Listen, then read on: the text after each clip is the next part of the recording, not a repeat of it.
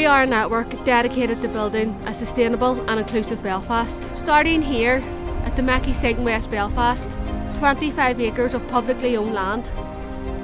For far too long, Belfast has been controlled by negative politics and negative economics, and the people of this city deserve better.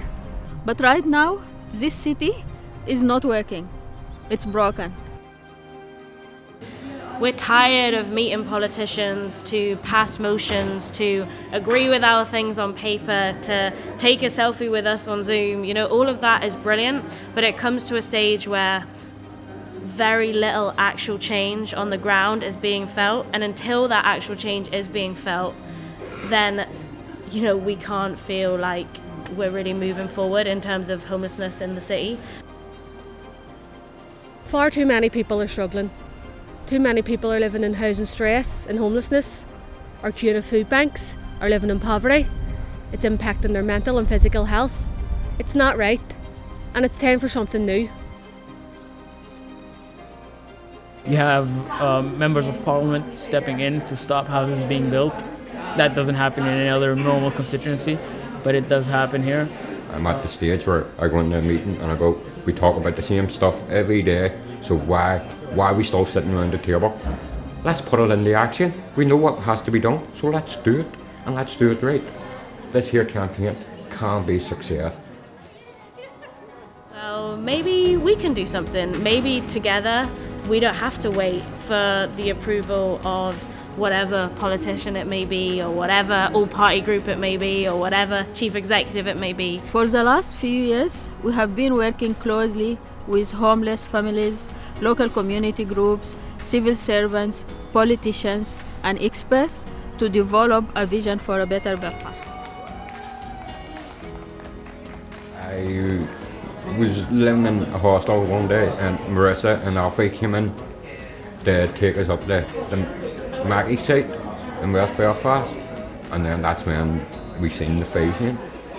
We do housing rights clinics weekly, and people come to me with housing issues, so I work with them on their individual issues, but then we ask people if they want to be part of the campaign, and some people say yes, and then they start campaigning with us. So seeing all of them coming together, Anaka women and people from the campaigns and local people who were having also housing issues, is also powerful and positive.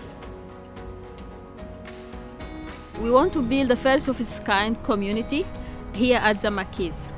And why not?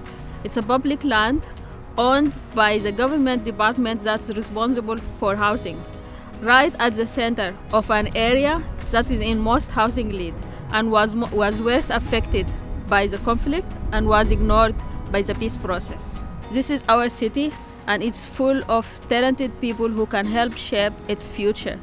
It belongs to all of us. It is not for one ethnicity or religion or political group.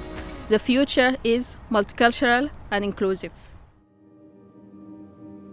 This is the most challenging project I've worked on, but you know why? It's the most brilliant one. I wouldn't have swapped it for the world.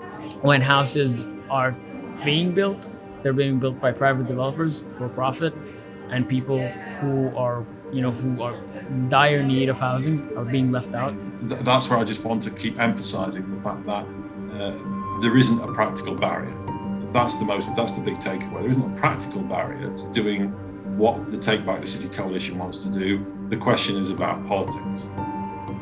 The issue of houses is dominated by politics.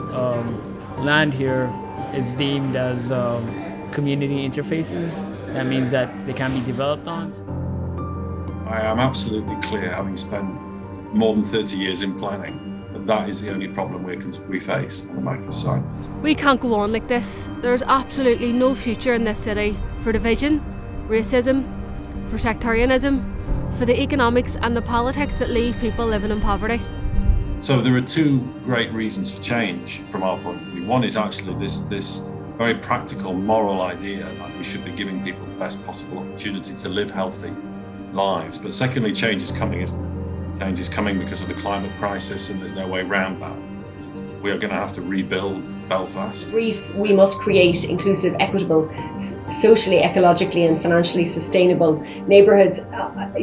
Who would disagree with that principle? No one at this point, given the lessons we've had to learn from COVID, could disagree with the principle that what we need are genuinely sustainable neighbourhoods. Change the way we think about land, about planning and housing, and in turn how we can deliver housing rights, the fundamental basic human need of home, how we can ensure everybody has that. Because without home, nobody can live a life of dignity, attain education, attain employment, and not just a home as shelter, but a stable home, a secure home, an affordable home, and of course, increasingly important, an environmentally sustainable home. I'm going to talk about gentle density and about the Mackie site. The idea is that gentle density goes against the privatization of land and low quality design, and it's focused on public participation, mixed tenure, mixed use, public land for social housing, high quality design. And all of those things together have to do with spatial justice, with the right to the city, with the idea of building homes for the people who actually need them. Whenever we got the opportunity to work with the Take Back the City coalition on this was extremely exciting for us. But what they really wanted to do was, trying to develop an online platform and tools that really brings to the surface both the need and the urgency for a new way of doing things across the city. One that would look at how Mackie's could be an opportunity or a prototype that addresses the challenges on a local scale, but also creates opportunities that can then be a model for the rest of the city in general, that looks at the sort of historic issues that continue to plague us today in terms of continued class inequality, religious inequality, discrimination, poverty, but also the big challenges that Hugh alluded to about climate change and how the city is prepared or unprepared to deal with those. So when we started working with Take Back the City, we looked at key themes that Take Back the City were working on, and to both guide activists and guide the development of the new Belfast today. If you're going to address homelessness like this, the easiest and quickest way to do it would be to secure public land that is already in public ownership. And if you're going to do that in Belfast, just by a cursory look at this map, if you're not doing it at the Mackie site in West Belfast, where are you doing it?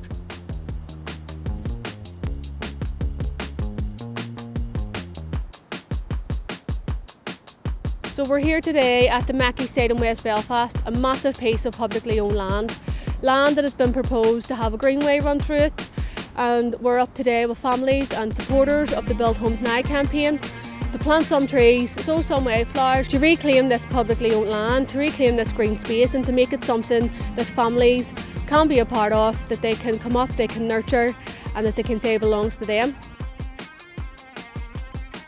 We've been in talks with people like the Town and Country Planning Association and various people, some supporters here who are part of different coalitions, have different professions, to look to build, a sustainable, eco-friendly, very much needed homes in an area that has the highest need. The highest need for homes in the whole of the 6 counties is in this area. And there's this massive piece of land with such potential, and that's what we're here to show today. We're working alongside an artist, her name's Anne Talentire.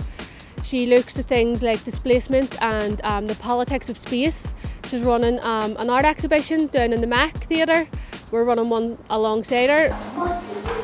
So this is the space this is a big space of greenery where there's no houses, that there could be some in North Belfast. So when you think about how big the cathedral is out there, the kids from Build Homes Now campaign, you can see here in the background, have been down making their own cardboard utopia. So looking at what their dream homes would look like if they were able to have them. On our floor we have done out a map in a big blue tape where it kind of becomes like a site that's empty. So we're kind of using that as a kind of idea of we need to make homes for Belfast in the parameters of these blue lines. Build homes now! Build homes now! Build homes now! Build homes now! We want to build a community for the community, where people live and work together, where children can grow, play, develop and flourish. A community that is sustainable and inclusive. A community that lives side by side peacefully, showing the best that Belfast has to offer. This is not just the same as a campaign to get land designated for social housing. This is a campaign for a different vision of a new kind of delivery and a new kind of design for homes in Belfast, which could put Belfast, I think, right back where it belongs, at the cutting edge of that kind of delivery. It could reflect the kind of ambition the city has to be a sustainable place for the future. It is contending with the sectarian political agenda and also a private developer agenda itself. And what happens there is we usually end up with either a sectarian carve-up or priority given to private developments with crumbs from the table from poor families who are in hostels or in desperate need of homes. And whatever the intent of the decision makers, that type of deal making, it's not necessary anymore, it's not desirable, and it doesn't put sustainability and equality at the center. And Mackie's has to be a clear part of any future that looks at the sustainable Belfast.